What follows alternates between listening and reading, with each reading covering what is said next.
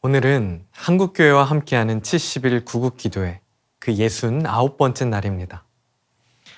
69일 동안 각자의 자리에서 금식하며 간절한 마음으로 나라와 민족을 위해 기도의 자리를 지켜오신 한국교회 모든 성도님들에게 하나님의 은혜와 평강이 가득하시길 주님의 이름으로 축복합니다.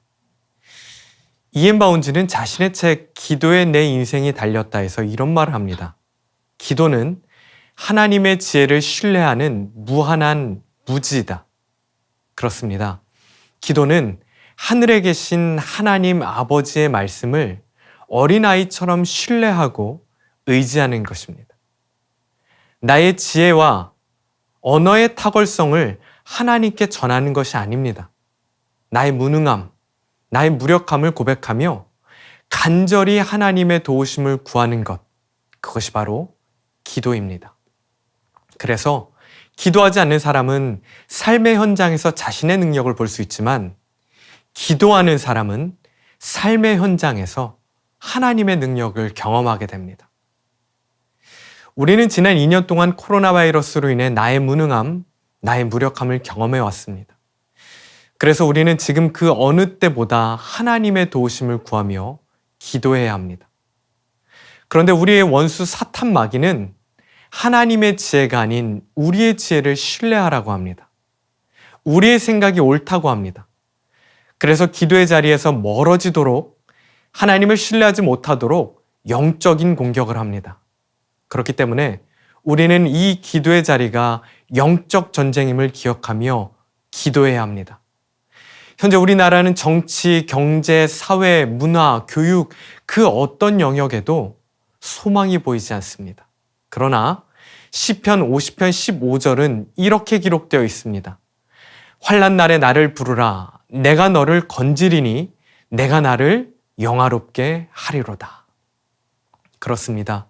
우리 믿음의 선배들에게도 환난이 있었습니다. 위기가 있었습니다. 그러나 그때마다 우리 믿음의 선배들은 믿음을 지키기 위해, 나라와 민족을 지키기 위해 전능하신 하나님의 이름을 불렀습니다. 절망의 구덩이에 빠져있는 민족을 건지실 하나님, 영화롭게 하실 하나님, 그 이름을 부르며 기도했다는 것이에요. 오늘 기도의 자리에 나오신 한국교회 성도님들에게도 하나님께서 동일하게 말씀하십니다. 환난 날에 나를 부르라. 내가 너를 건지리니 내가 나를 영화롭게 하리로다. 하나님께만 소망을 두며 기도할 때 하나님의 강력한 오른손을 목도할 것입니다.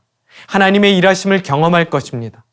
오늘 이 약속의 말씀 붙잡고 건져내시고 영화롭게 하실 하나님께 기도하는 모든 한국교회 성도님들 되시기를 주님의 이름으로 간절히 축원합니다. 하나님 아버지, 하나님의 지혜를 신뢰합니다. 우리의 무능함, 우리의 무지함을 고백하며 약속의 말씀 붙잡고 전능하신 하나님께 엎드려 간구하오니 우리를 불쌍히 여겨 주시옵소서. 특별히 나라와 민족을 위해 기도하오니 이 민족의 소망이 되어주시고 절망의 구덩이에 빠져있는 이 민족을 강력한 오른손으로 건져내 주시옵소서. 회복시켜 주시옵소서. 살아계신 예수님의 이름으로 기도합니다. 아멘.